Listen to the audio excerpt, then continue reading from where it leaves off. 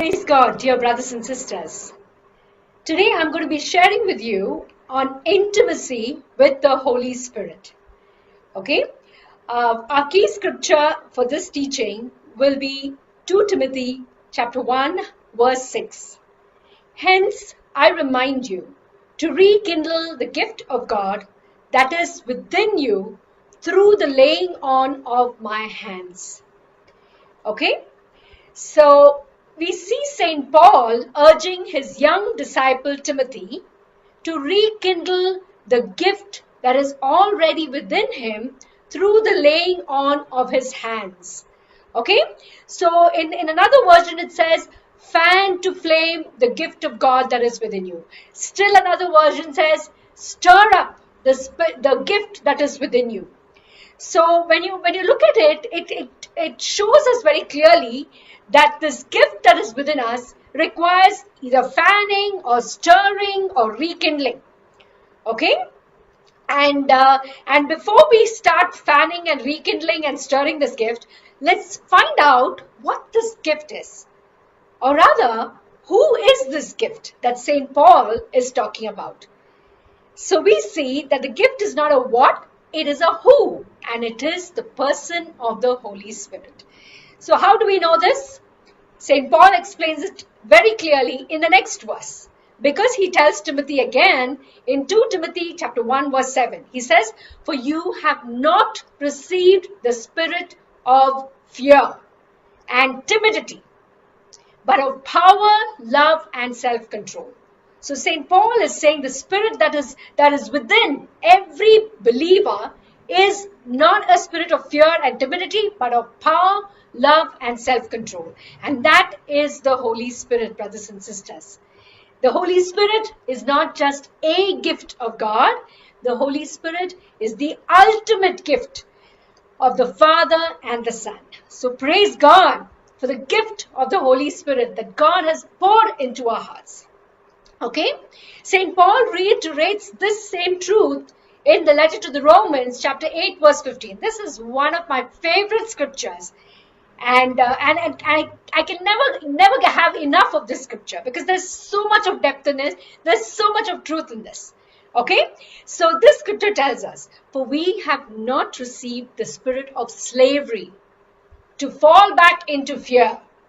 Okay, that was the spirit that is part of the old covenant, a spirit of slavery where the children of God, the people of God, could not relate with God as his sons and daughters. Although God loved them, loved Israel like his firstborn son, they did not relate with God in the same way. They related with him as if they were slaves of God.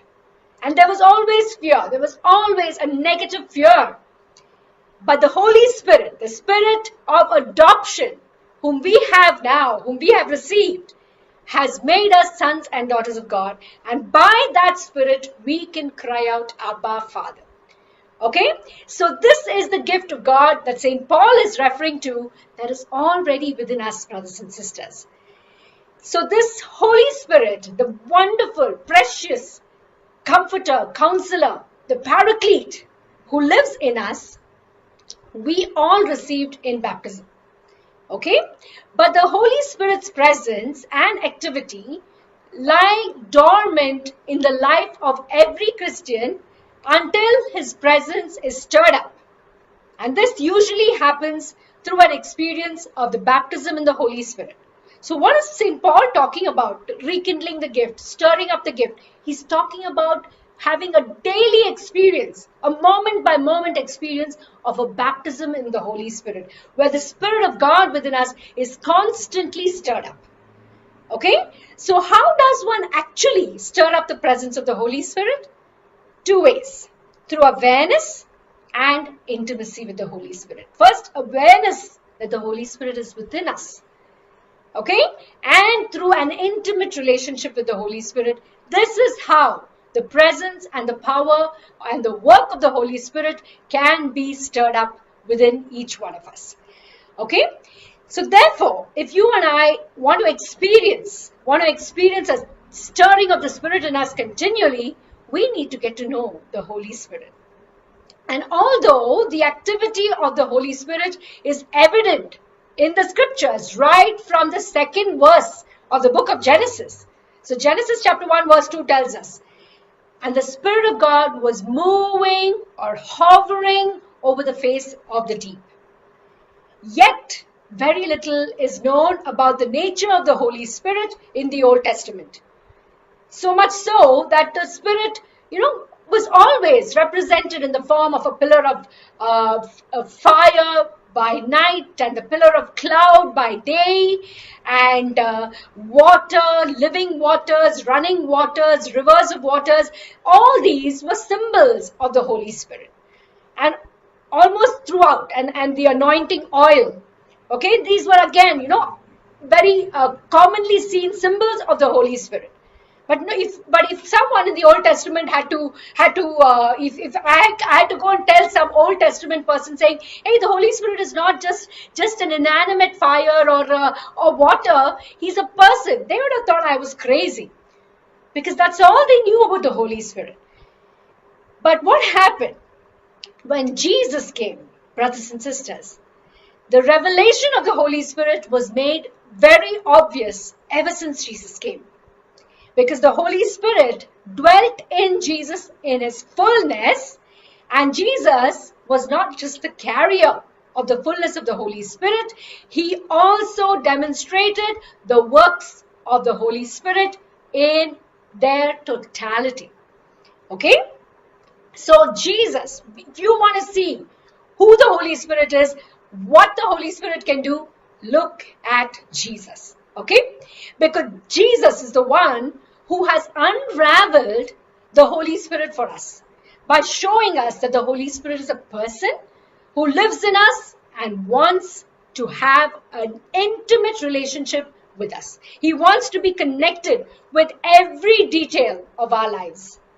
He is the one whom God has appointed to be our helpmate. Remember in the book of Genesis, Eve was given to Adam as a helpmate. Things didn't go too well at all. But under the new covenant, it's the Holy Spirit who is our helper, our helpmate, who lives in us forever. Okay? And every time Jesus spoke to us about the Holy Spirit, he constantly called the Holy Spirit a he. Okay? He used the singular pronoun he. Everywhere, every reference to the Holy Spirit, it was never an it. It was never it. It was always he, showing that the Holy Spirit is a person. In John chapter 14, verses 16 and 17, Jesus said, I will ask the Father, and he will give you another advocate, okay, to help you and be with you forever. The Spirit of truth. The world cannot accept him, okay? Him, because it neither sees him nor knows him. But you know him, and he lives with you and will be in you. At that time, Jesus was speaking about a future time, a future tense. He says, he will be in you. But now we know that he's already within us. So here Jesus calls the Holy Spirit another advocate. So who's our first advocate? Jesus himself. Okay? Who's our second advocate? The Holy Spirit. Okay? And Jesus also says he is the Spirit of truth. And it is the Holy Spirit who leads us and guides us into all truth. And even the truth of who the Holy Spirit is, what the Holy Spirit can do in our lives, who he wants to be for us, even that only the Holy Spirit can reveal to us, brothers and sisters. So the closer we walk in intimacy with the Holy Spirit, we will discover the Holy Spirit more, and the Holy Spirit will be involved.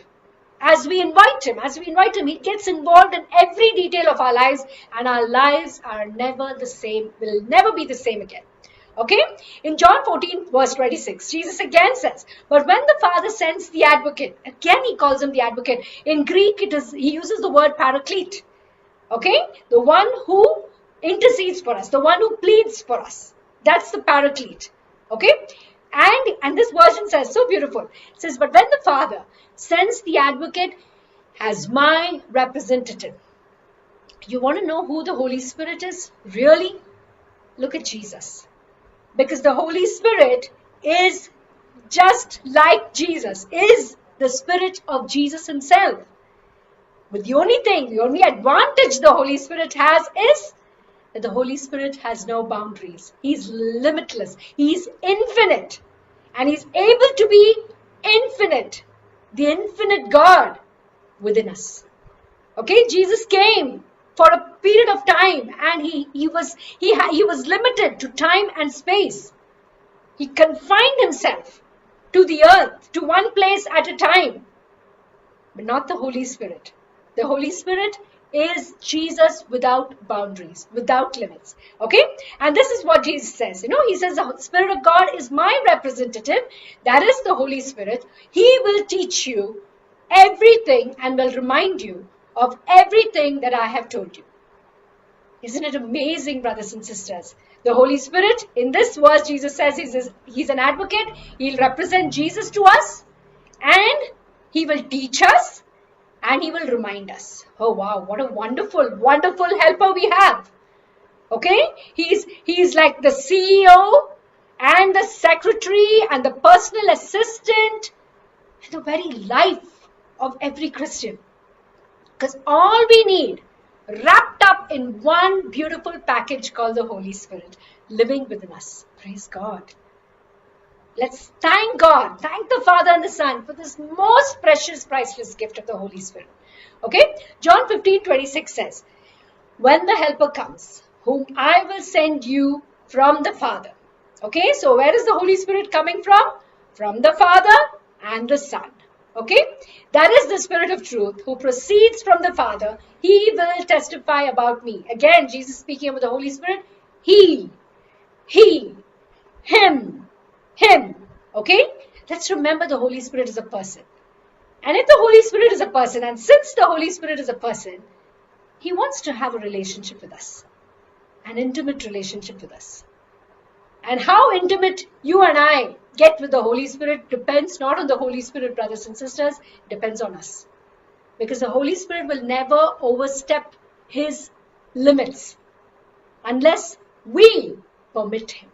Unless we invite the Holy Spirit to do this.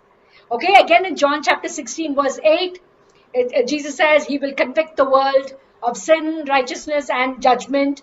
And again in John 16 verses 13 and 14, Jesus says He will tell you about the future. He will tell you what is to come. Every reference that Jesus makes about the Holy Spirit, He shows us that He's a person. And you cannot have a relationship with fire and water. And that's why in the Old Testament it was so limited. But now you and I can have a deep, personal, intimate relationship with the Holy Spirit. Okay? And once the Holy Spirit came, the fullness of the nature of God was revealed, brothers and sisters. Isn't that so amazing? In all of the Old Testament, and even in the gospel texts, even in the epistles of St. Paul, we don't find this ultimate revelation of God. And what is the ultimate revelation of God I'm talking about? 1 John chapter 4 verse 8. It tells us God is love. The most beautiful, most concise description of our God. It is the gospel in 3 words, brothers and sisters. God is love. And this was revealed to us only after the Holy Spirit came. St. Paul says this in his own beautiful way in Romans chapter 5 verse 5, where he says, the love of God has been poured into our hearts through the Holy Spirit who has been given to us. Okay? So who is the Holy Spirit? The Holy Spirit is a person, and He is a person who's filled with love. In fact, the Catechism describes the Holy Spirit as the love of the Father and the Son. The Holy Spirit is the glue which unites the Father and the Son. The Holy Spirit is the heart which brings the Father and the Son together, because He is the love. And love is what unites. And so, what did the Father give us when He poured the Holy Spirit into our hearts? He poured all of His love into our hearts through the Holy Spirit. And this is the love that God has for us, brothers and sisters. Not that we loved Him, but that He first loved us. He first loved us. This is how He loved us, through the Holy Spirit. Thank God for His love. Thank God for the Holy Spirit. And if you see, brothers and sisters, God knows We need His love.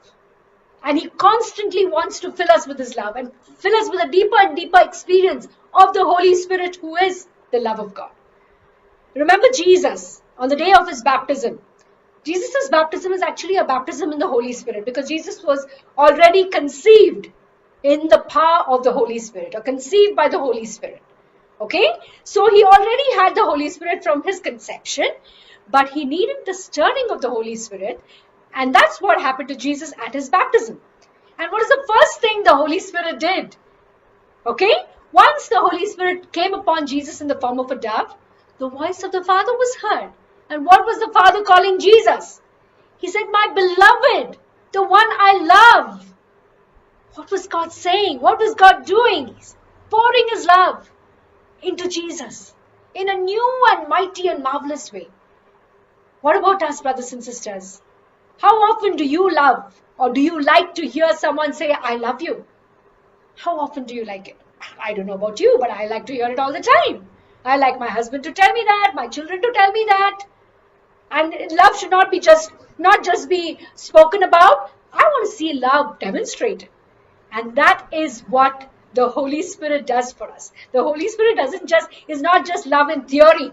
Okay, the Holy Spirit is the demonstration of the love of God that has been poured into our hearts. Okay, so when we stir up the presence of the Holy Spirit within us, we will constantly live in that experience. I always see myself. I always love to look at myself. I say, God's love is that ocean, and I'm immersed in it. I'm immersed in it. I think it was the words of Catherine Kuhlman. She said, why be satisfied with the teacup when the whole ocean is ours? She's talking about the love of God through the Holy Spirit. Because the Holy Spirit is the tender embrace of the Father and the Son. The everlasting arms wrapped around us in an everlasting embrace. Inside and out. Oh, that embrace of the Father and the Son through the Holy Spirit. The tenderest, most tender kisses of the Father and the Son through the Holy Spirit. That's what you and I can live in, brothers and sisters.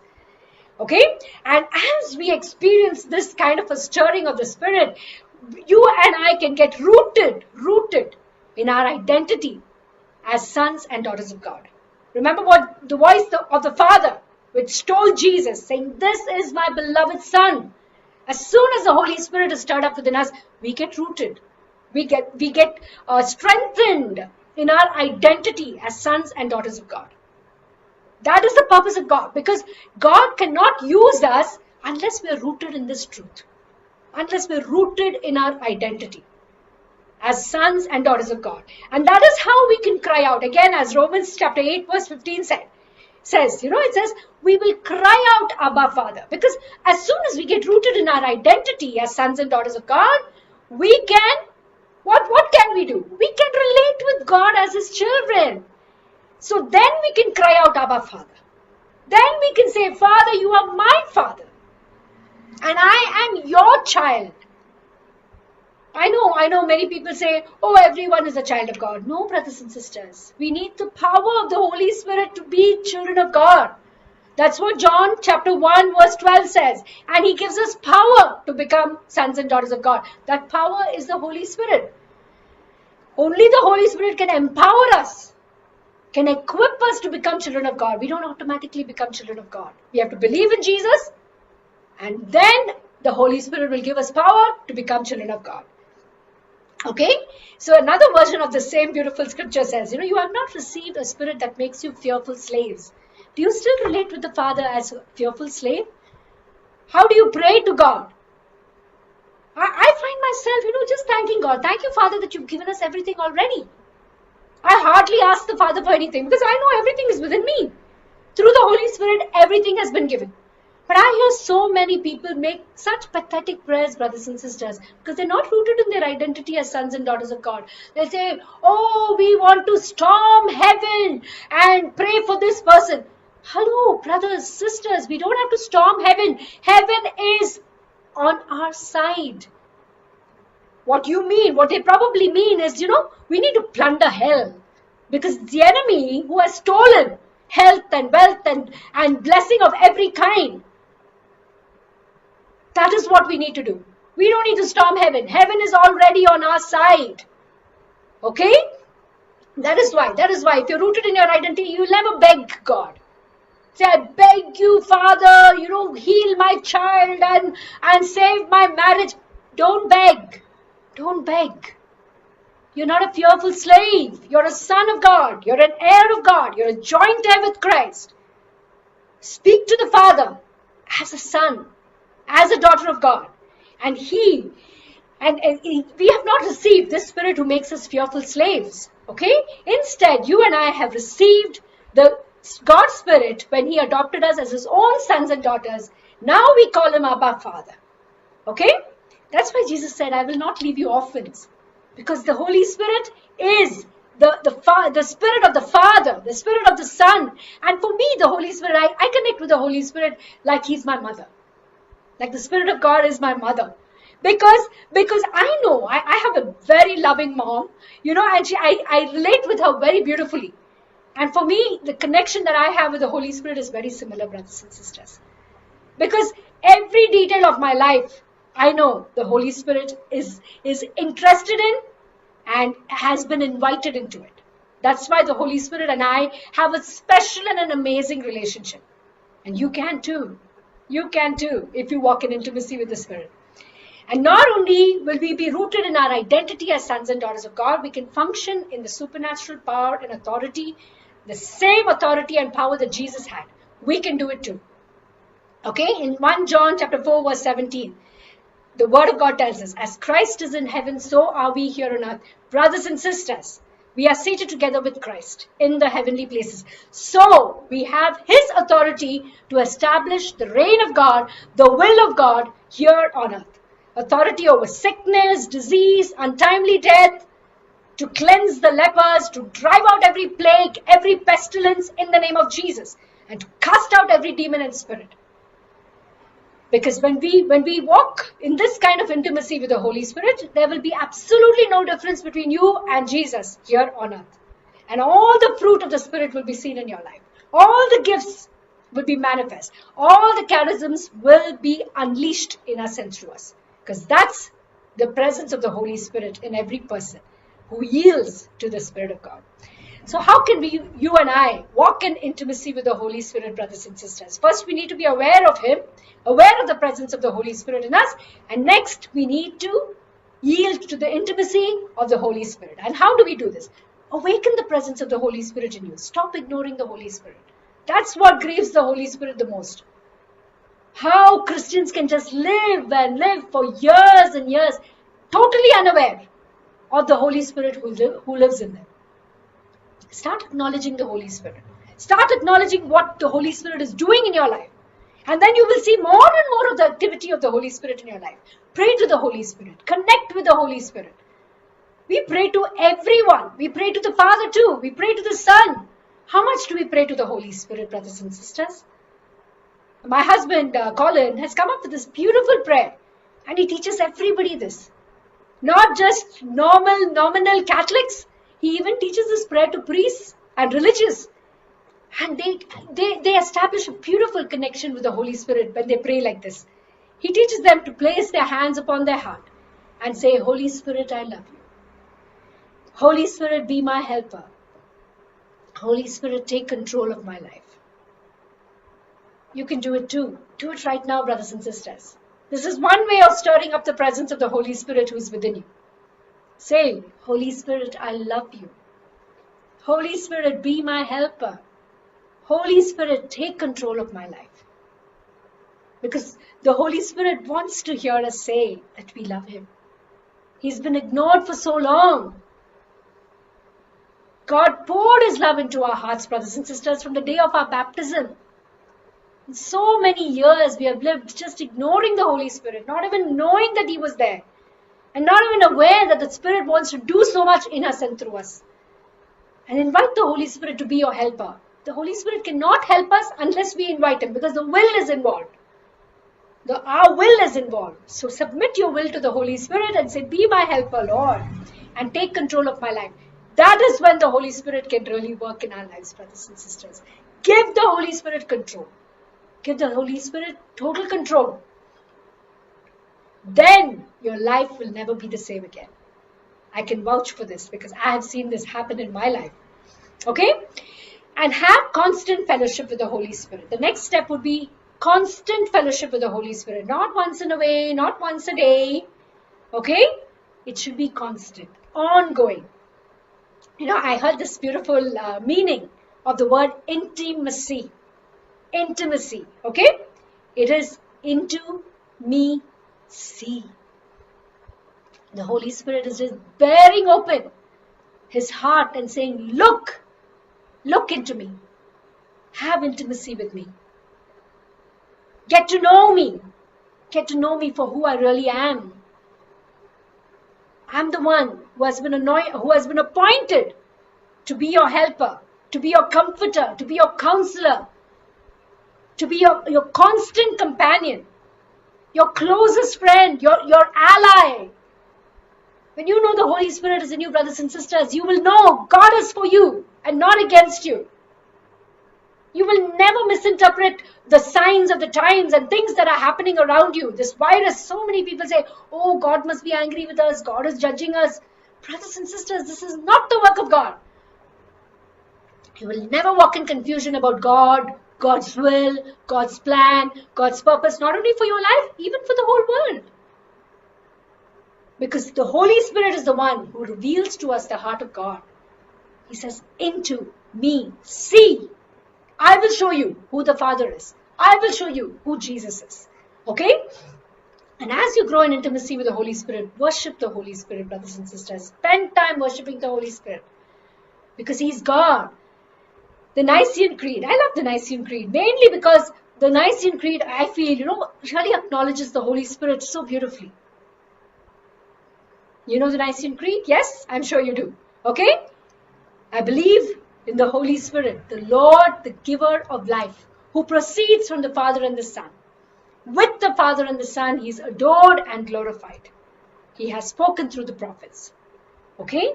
And today, you and I must adore and glorify the Holy Spirit. Glorify the Holy Spirit. Give Him glory for all the wonderful things He's doing in your life and doing through you.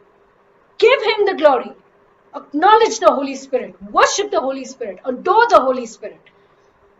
And then you and I can be His prophets. As He spoke through the prophets of old, He will speak through us today in this world. And as you grow in intimacy with the Holy Spirit, brothers and sisters, you will find that the Holy Spirit is very talkative. And what do I mean? You ask a question. You ask the Holy Spirit a question. I've seen that happen to me. Before I even finish the question, the Holy Spirit has already spoken the answer to me in my mind. And what I find so amazing is, that thought is definitely not mine. Because it was a question. I really did not know. I needed a solution to the problem. I needed some understanding of the Word of God. I needed to see how that Word can be applied to my life today. Ask the Holy Spirit.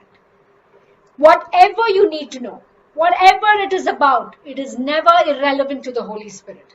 If it's about your life, if it concerns your work, your studies, your marriage, your children, if it concerns you, it concerns the Holy Spirit.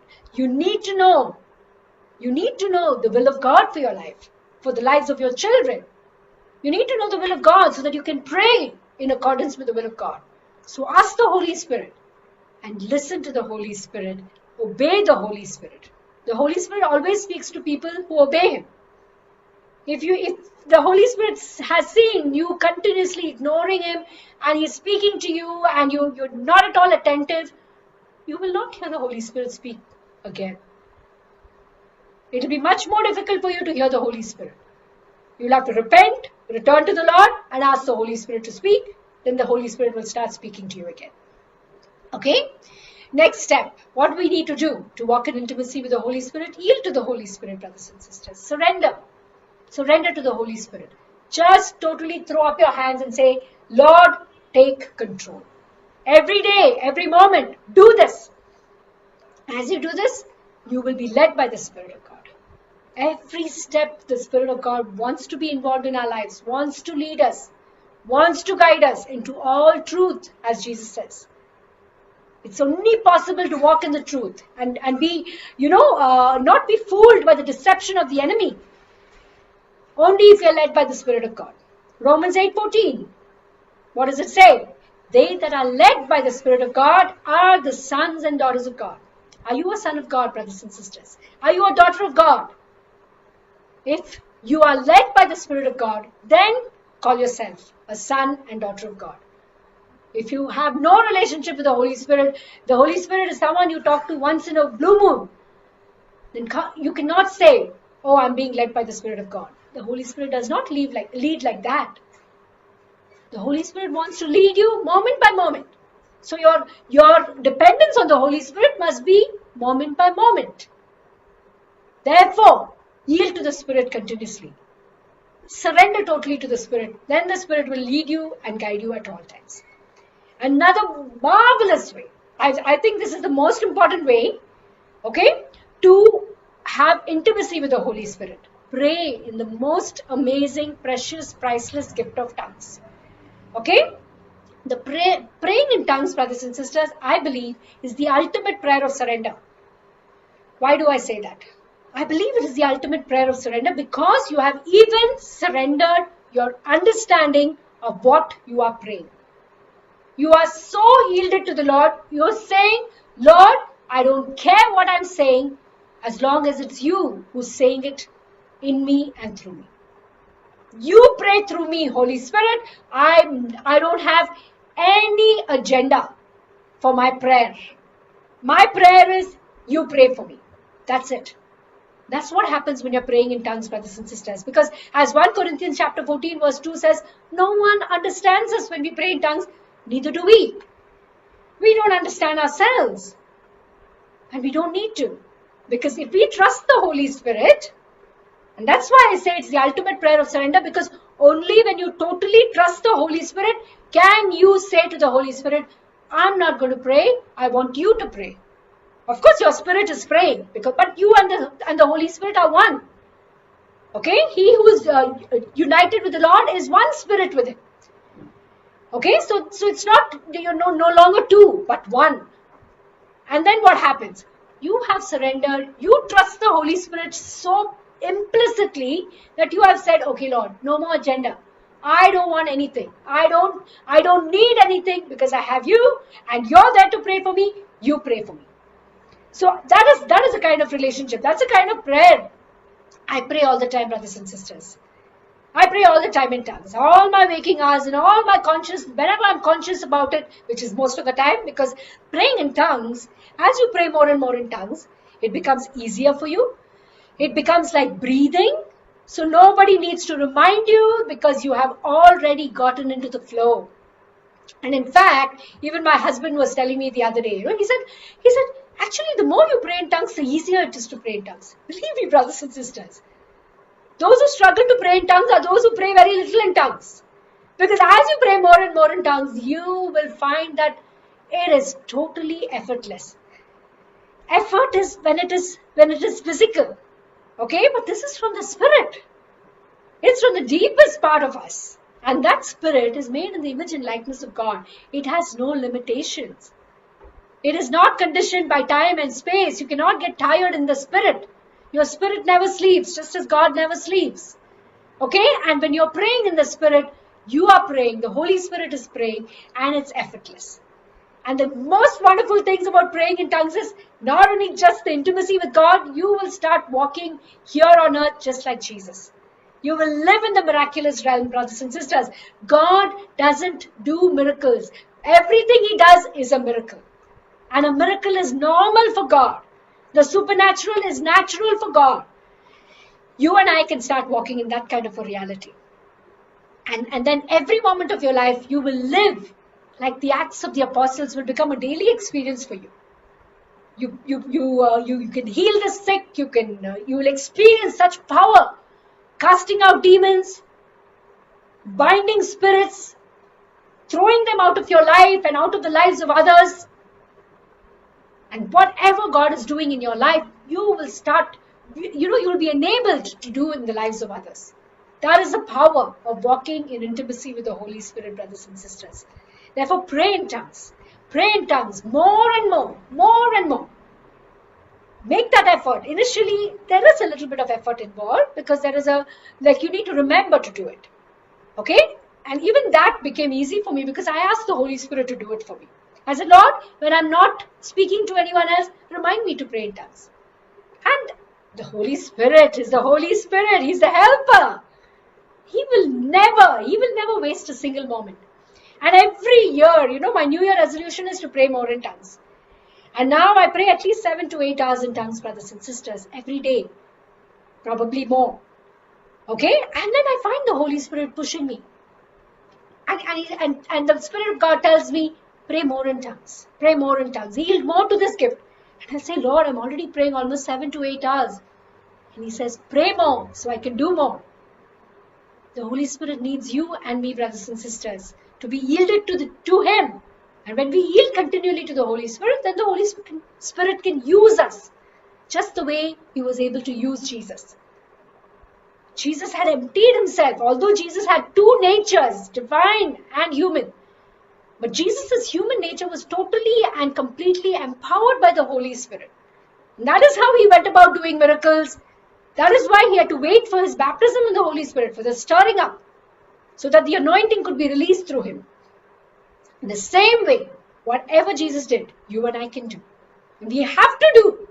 Nobody else is going to do it.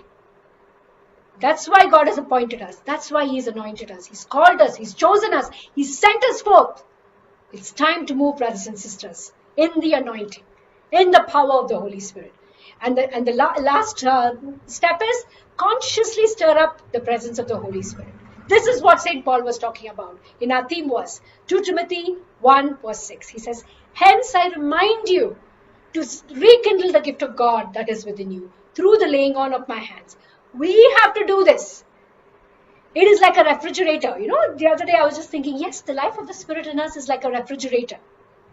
Because you can hear the refrigerator purring in the background, But at times suddenly there is like a surge because that's how the motor of the refrigerator is built. I'm not into I don't know refrigeration perfectly, but you can even hear it. You can even hear it and you realize, okay, something's happening now where the motor is kind of getting awakened. That's what happens every time you pray in tongues, brothers and sisters. That is the stirring of the Holy Spirit. When you pray in tongues, the motor is getting charged, and you're the one who's getting charged. You're plugged in continuously to your source of supply. That's how we need to be. Not once in a way, oh, I need a miracle. Holy Spirit, where are you? No, that is not a relationship with the Holy Spirit. The Holy Spirit is in us continually. If we are plugged in, constantly connected, miracles are daily occurrences, moment by moment occurrences. That is how the Holy Spirit wants to work in us. So we have to consciously yield to the stirring up of the Spirit. You have to rekindle the gift. You do this by praying in tongues. Do this by being aware of the Holy Spirit who is within you. Do this by acknowledging the Holy Spirit. That's how, brothers and sisters, in conclusion, you and I are expected to live in intimacy with the Holy Spirit every moment of our lives. And that is what the Holy Spirit wants, so that, we can be yielded to the Spirit at all times. A life that is surrendered to the Holy Spirit is a life worth living. And that's the kind of life through which the Holy Spirit can work continually. Remember, you and I are the workmanship of God, recreated in Christ Jesus unto good works. So when you yield to the Holy Spirit will work in you, transform you inside out. And you are His masterpiece. And He is recreating us as another Jesus here on earth, that we may do the same works and even greater works than Jesus did, because the Spirit of God is within us. God bless you.